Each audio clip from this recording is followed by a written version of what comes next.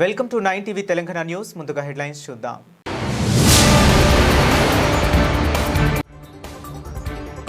పద్మశాలి ఆరాధ్య దైవ మార్కండేయ జయంతిని ఘనంగా నిర్వహించేందుకు ఐలాపూర్ గ్రామ పద్మశాలి సంఘం అన్ని ఏర్పాట్లు.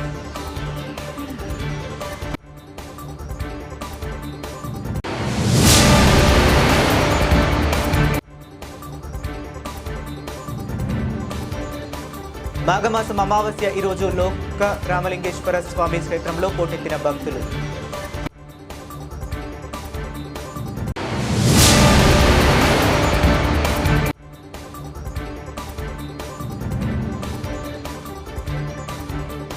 ప్రమోద్ కుమార్ స్మారక ఫుట్బాల్ టోర్నమెంట్ ప్రారంభం. పద్మశాలి ఆరాధ్య దైవ మార్కండేయ జయంతిని ఘనంగా నిర్వహించుకునేందుకు నిజామాబాద్ జిల్లా నందిపేట మండలం ఐలాపూర్ గ్రామ పద్మశాలి సంఘం అన్ని ఏర్పాట్లు చేస్తుంది. ఈ నెల 22న మార్కండేయ జయంతిని పురస్కరించుకుని నూతనంగా ఎన్నుకోబడిన ఐలాపూర్ పద్మశాలి సంఘం మార్కండేయ యువజన ఆధ్వర్యంలో ముగ్గుల పోటీని నిర్వహించారు. పద్మశాలి సంఘం భవనంలో ఈ ముగ్గుల పోటీని నిర్వహించారు. ఈ ముగ్గుల పోటీలో గెలుపొందిన వారికి బహుమతులు మార్కండేయ జయంతి రోజు అందిస్తున్నామని పద్మశాలి సంఘం సభ్యులు, మార్కండేయ యూత్ సభ్యులు తెలిపారు.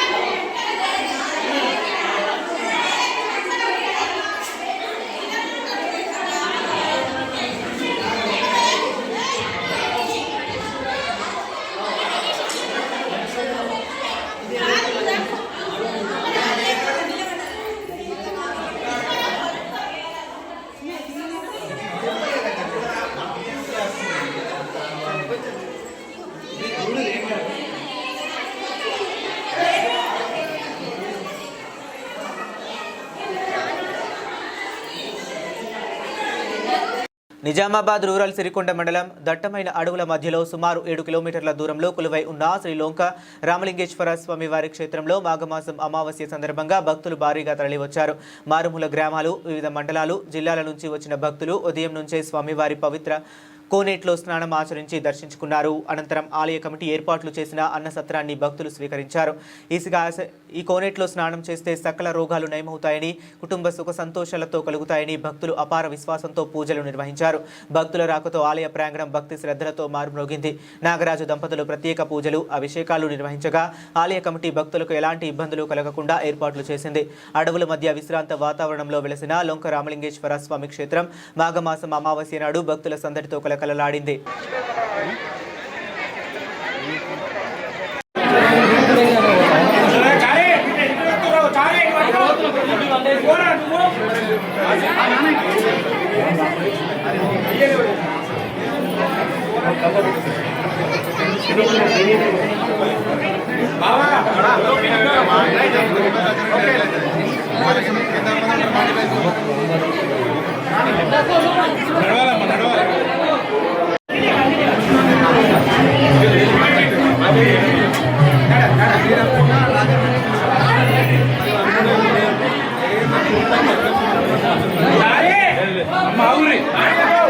అమ్మా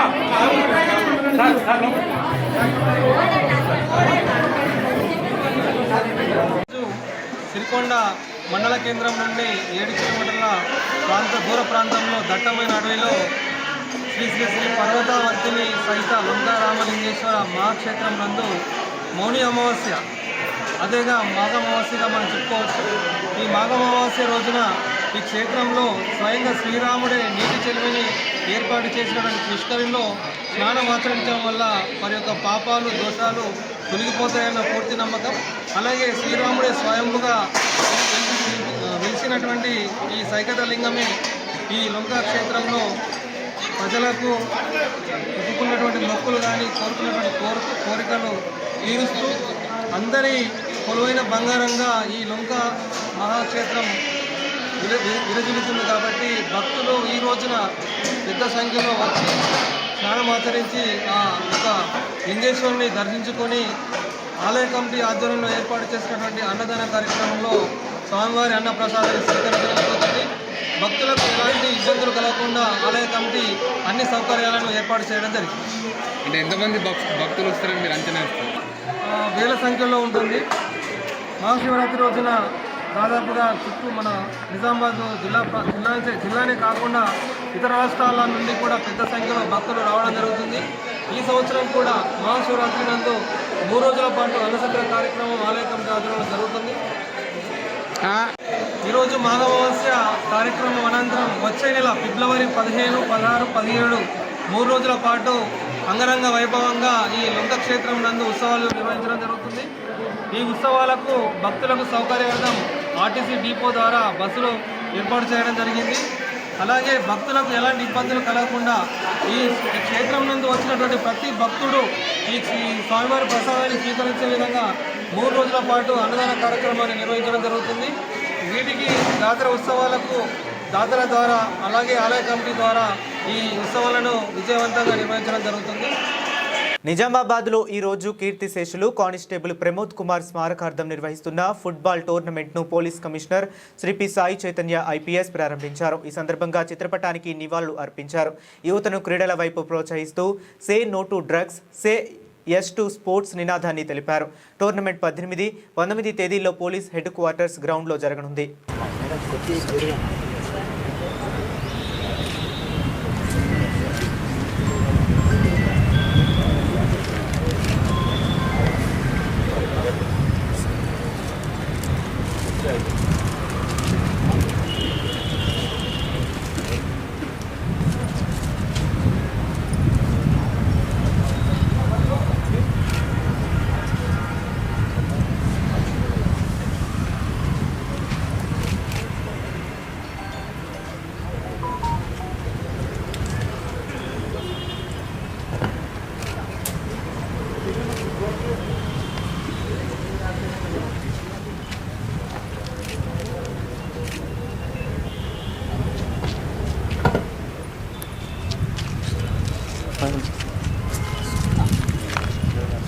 కార్యక్రమాన్ని జ్యోతి ప్రజలుగా వచ్చి కార్యక్రమాన్ని ప్రారంభించవలసిందిగా సిపి గారు కోరడం జరుగుతుంది సార్.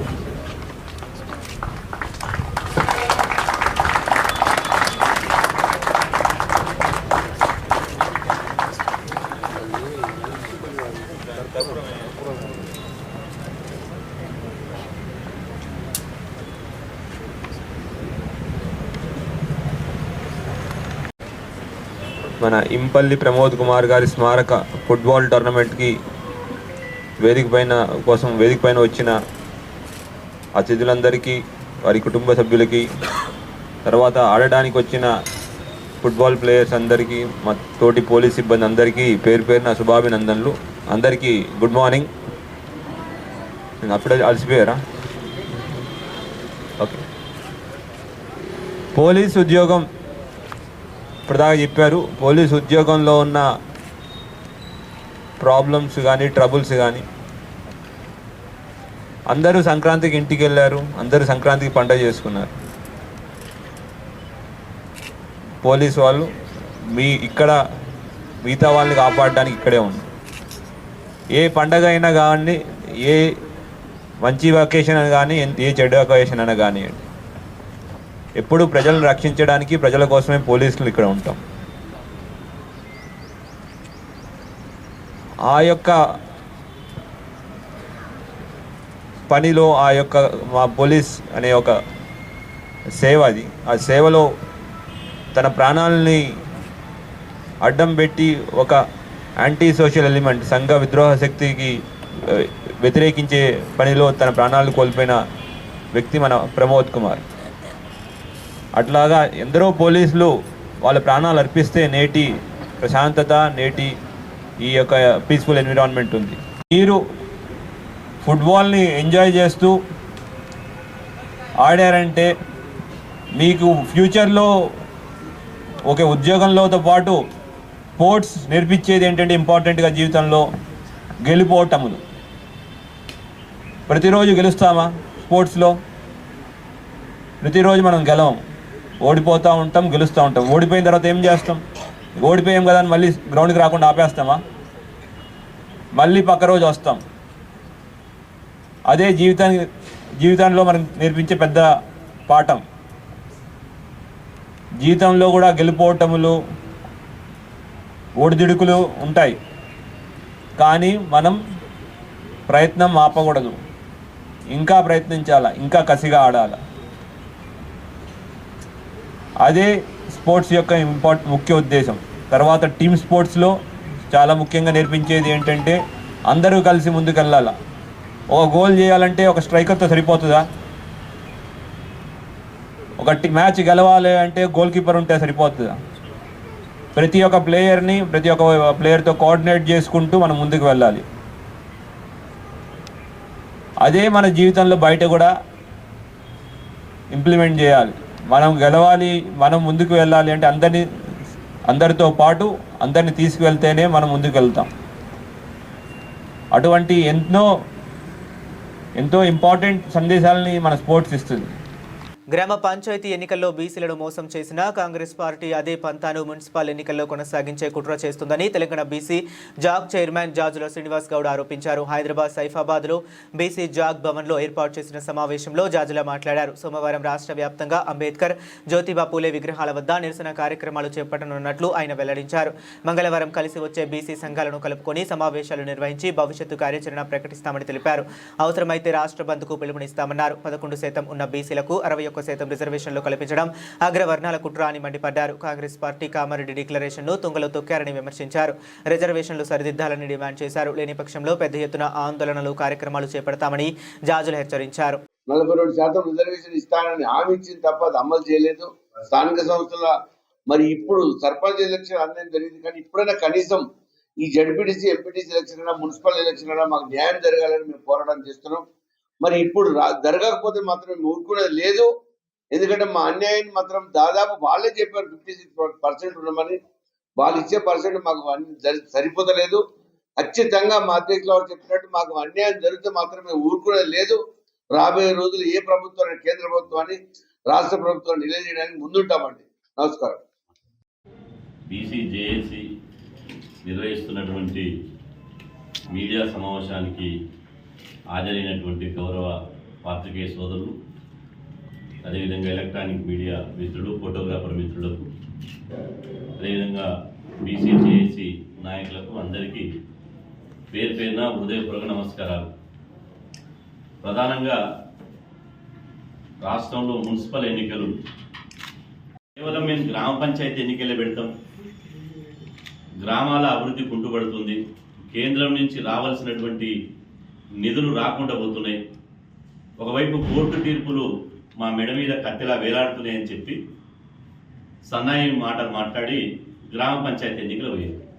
సరే, గ్రామ పంచాయతీ ఎన్నికల్లో గ్రామాలలో అత్యధికంగా 90% బీసీ, ఎస్సీ, ఎస్టీ, మైనార్టీ, పేద ప్రజలే నివాసం ఉంటారు కాబట్టి సరే అక్కడ ఆ ఎన్నికలు జరిగినా మిగతా ఎన్నికలు కూడా జరగవు అని చెప్పి ముఖ్యమంత్రి రేవంత్ రెడ్డి గారు ఇవాళ ఆయన హామీ ఇస్తున్నారు కాబట్టి జరగవని మేము అనుకున్నాం.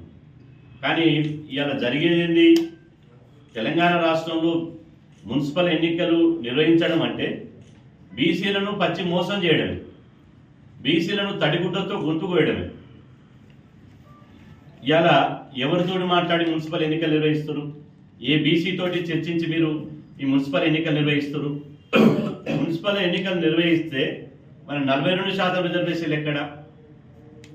మీరు ఇచ్చినటువంటి కామారెడ్డి డిక్లరేషన్ హామీ ఏమైంది? 42% రిజర్వేషన్లు ఇంప్లిమెంట్ చేయకుండా ఇలా సంక్రాంతి పండుగను చూసుకొని సంక్రాంతి పండుగకు ఇలా ప్రభుత్వ కార్యాలయాలు లేవు, కోర్టులు లేవు, ఆ తర్వాత ఏమీ లేకుండా ఇలా అడాడిన దొంగచాటుగా దొడ్డిదారిన ఇలా మున్సిపల్ ఎన్నికల కోసం రిజర్వేషన్లు ఖరారు చేస్తూ ఇలా ఈరోజు మధ్యాహ్నం రిజర్వేషన్లు ఖరారు ఏ మున్సిపాలిటీలు రిజర్వేషన్ ఖరారైనాయి, ఆ తర్వాత ఏ పట్టణ కార్పొరేషన్లు రిజర్వేషన్లు ఖరారైనాయని చెప్పి ఇలా రాష్ట్ర ప్రభుత్వం విడుదల చేసింది. పోనీ గ్రామ పంచాయతీ ఎన్నికల్లో రిజర్వేషన్లు పచ్చిగా 17%, కేవలం 17% మాత్రమే బీసీలకు రిజర్వేషన్లు ఇచ్చి మోసం చేసి ఎన్నికలు పోయింది.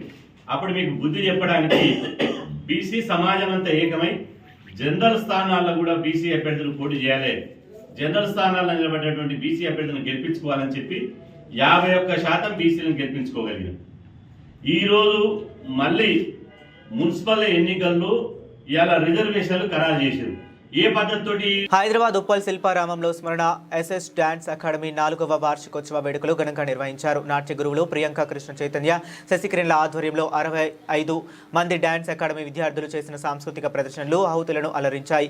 ఈ కార్యక్రమానికి ఉప్పల్ సిఐ భాస్కర్ ముఖ్య అతిథులుగా పాల్గొని చిన్నారుల ప్రదర్శనలు చూసి వారికి షీల్డ్లు, సర్టిఫికేట్లు అందజేశారు. ఈ సందర్భంగా వారు మాట్లాడుతూ భారతీయ సంస్కృతి సాంప్రదాయాలను పెంపొందించడంలో భరతనాట్యం, కూచిపూడి లాంటి ప్రదర్శనలు ఎంతో దోహదం చేస్తాయని, పిన్న వయసులోనే ఇలాంటి ప్రదర్శనలు ఇవ్వటం ఎంతో అభినందనీయం అని అన్నారు.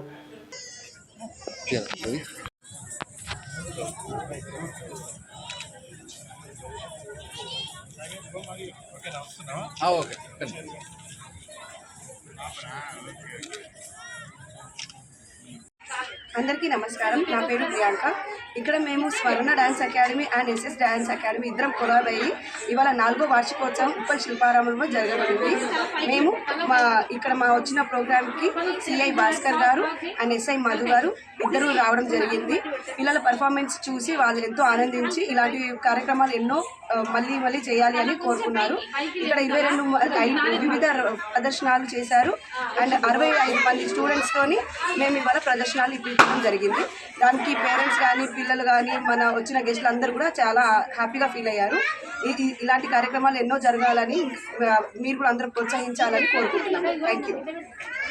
సంస్థాన్ నారాయణపురం మండల కేంద్రంలో Sansthan Narayanpur premier league 2026 season 5 మండల స్థాయి క్రికెట్ టోర్నమెంట్ బహుమతి ప్రదానోత్సవ కార్యక్రమంలో పాల్గొన్నారు. గౌరవ మునుగోడు శాసనసభ్యులు శ్రీ కోమటిరెడ్డి రాజగోపాల్ రెడ్డి మొదటి బహుమతి గెలిచిన చిమిరియాల టీమ్ ఫైటర్స్కి, రన్నరప్గా నిలిచిన నారాయణపూర్ మండల కేంద్రంకి చెందిన బీజేఆర్ యూత్ టీంలతో పాటు ఈ టోర్నమెంట్కి సహకరించిన ప్రతి ఒక్కరికి బహుమతులు అందజేశారు. ఈ కార్యక్రమంలో గౌరవ ఎమ్మెల్యే గారితో పాటు స్థానిక మండల నాయకులు పాల్గొన్నారు.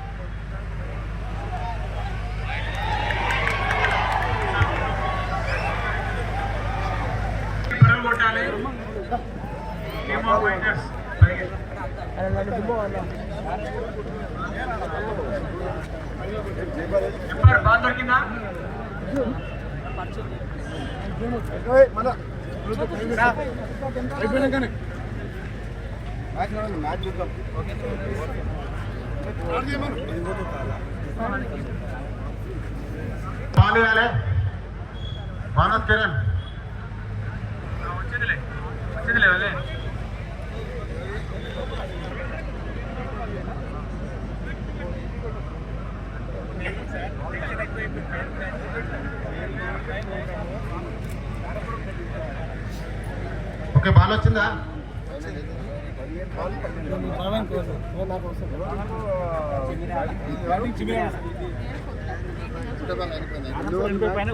Team of fighter versus BJR Narayanpur. Team of fighters పెట్టిన వైన్ షాప్ 1 గంటలకు అని చెప్పి, పర్మిట్ రూప్ 6 గంటలకు అని చెప్పి, మీ అందరి యువతనికి 2 చేతులు జోడించి అడుగుతున్నా, మీరు కూడా నేనేదైతే ఆలోచన చేస్తుండ్రో ఇప్పుడు జయపాల్ రెడ్డి తమ్ముడు చెప్పినట్టు మనందరం సమాజంలో మనం బాగుండడం పాటు ఎంతో మంది యువత బాధ్యత కాకుండా ఎంతో మంది పేదలతో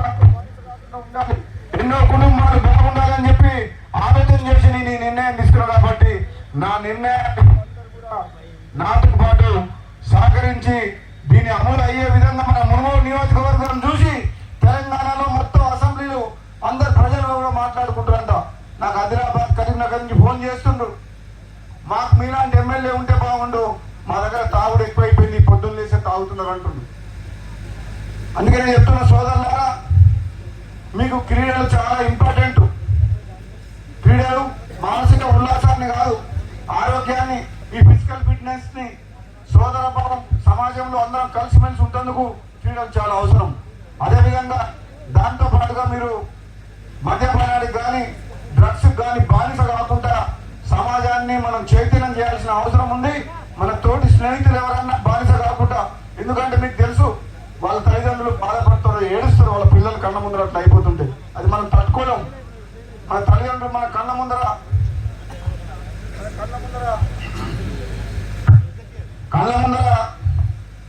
ఒక కొడుకు తల్లిదండ్రుల ముందర దేనికన్నా బానిస జీవితం నాశనం చేస్తుంటే వాళ్ళకి అంతకంటే ఎక్కువ పనిష్మెంట్ ఉండదు. రాత్రి పగలు ఏడుస్తుంటారు, ఆ కొడుకు చెడుదారిన పోయి దేనికైనా బానిస అయితే. అటువంటి కొడుకు కోసం వాళ్ళు బాధలు పడుతుంటారు, ఏడుస్తుంటారు. కాబట్టి మన కన్న తల్లిదండ్రులకు మనం సంతోషం ఇవ్వాలి కానీ మనం ఒక ప్రయోజకులం పోయి వాళ్ళని మంచిగా చూసుకోవాలి కానీ వాళ్ళని కన్నీళ్ళు పెట్టొద్దు, మనం వాళ్ళని బాధ పెట్టొద్దు.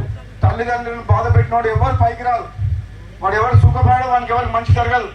తల్లిదండ్రులని మాతృదేవోభవ, పితృదేవోభవ, ఆచార్య దేవోభవ ఎట్లయితే ఉన్నదో డెఫినెట్ గా మనం మన కన్న తల్లిదండ్రుల ముందర మనం మంచిగా ఆరోగ్యంగా ఉండి వాళ్ళని మంచిగా చూసుకొని మనం ప్రయోజకులై ఈ ప్రాంతానికి, ఈ దేశానికి, ఈ రాష్ట్రానికి, మన కుటుంబాన్ని మంచిగా చూసుకోవాలి తప్పితే తప్పుదారులు పోవద్దని చెప్పి మన సోదరులందరూ కూడా చెప్తున్నా.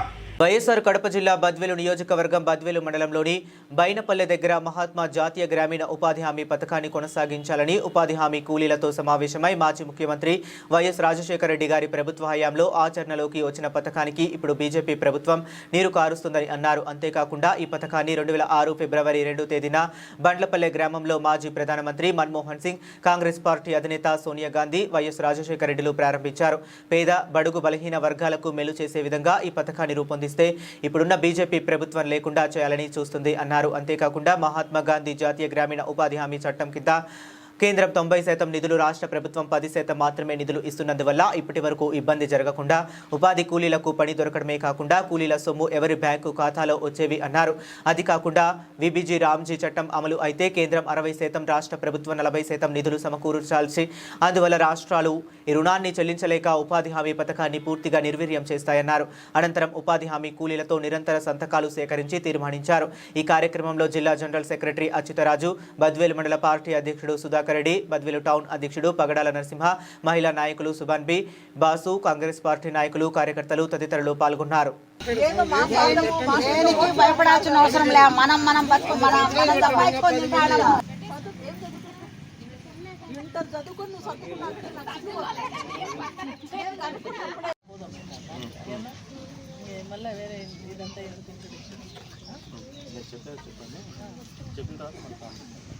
ఈ పని కల్పించరు. సెలెక్టెడ్ మాత్రమే కేంద్ర ప్రభుత్వము, మా ప్రధానమంత్రి గారు ఎక్కడ చెప్తే అక్కడ మాత్రమే ఆ వర్క్ జరుగుతుంది.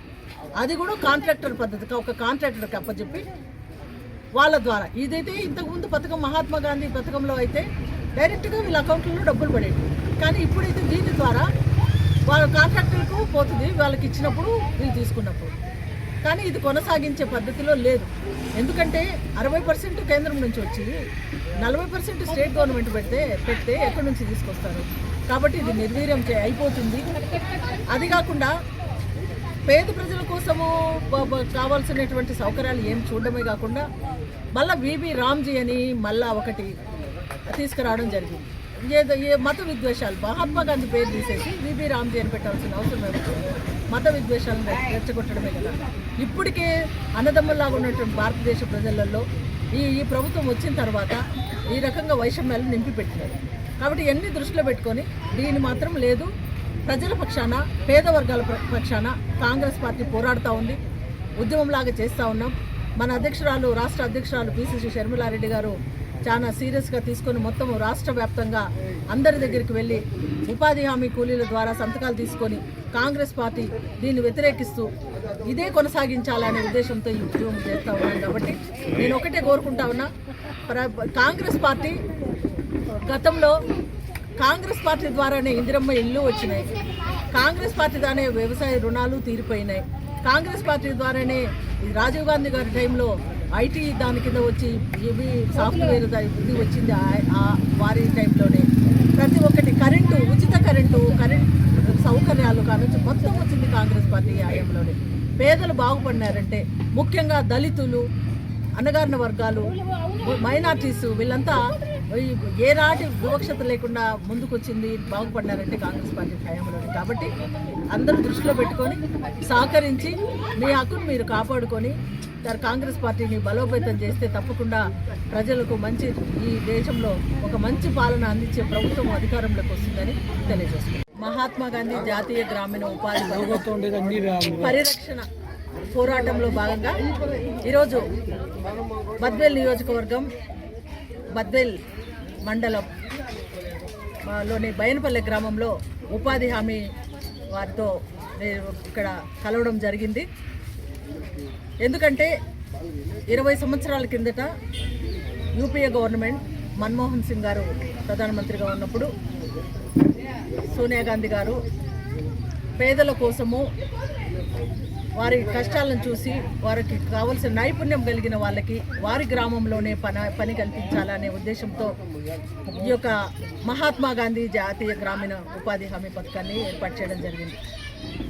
దానికి జాతిపిత ప్రపంచమంతా కొనియాడదగిన మహాత్మా గాంధీ పేరు పెట్టి ఆ పథకము 2006లో అనంతపూర్లోని బండ్లపల్లె గ్రామంలో మన దివంగత నేత వైఎస్ రాజశేఖర రెడ్డి గారి ఆధ్వర్యంలో సోనియా గాంధీ గారు, మన్మోహన్ సింగ్ గారు దాన్ని ప్రారంభించడం జరిగింది.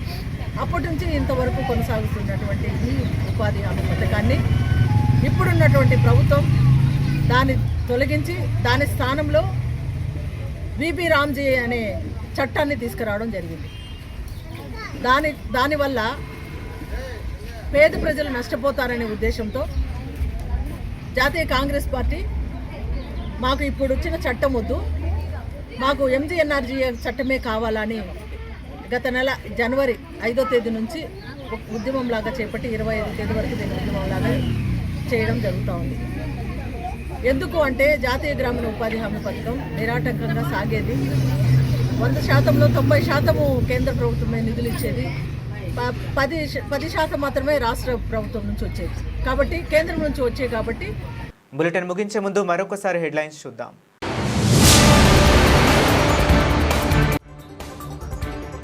పద్మశాలి ఆరాధ్య దైవ మార్కండేయ జయంతిని ఘనంగా నిర్వహించేందుకు ఐలాపూర్ గ్రామ పద్మశాలి సంఘం అన్ని ఏర్పాట్లు.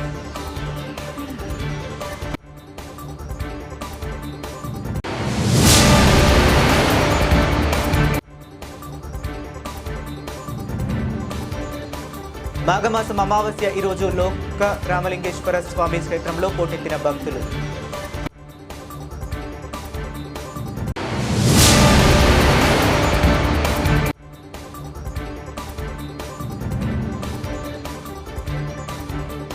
ప్రమోద్ కుమార్ స్మారక ఫుట్బాల్ టోర్నమెంట్ ప్రారంభం. ఇవి ఇప్పటి వరకు ఉన్న అప్డేట్స్. మరిన్ని అప్డేట్స్ కోసం కీప్ వాచింగ్.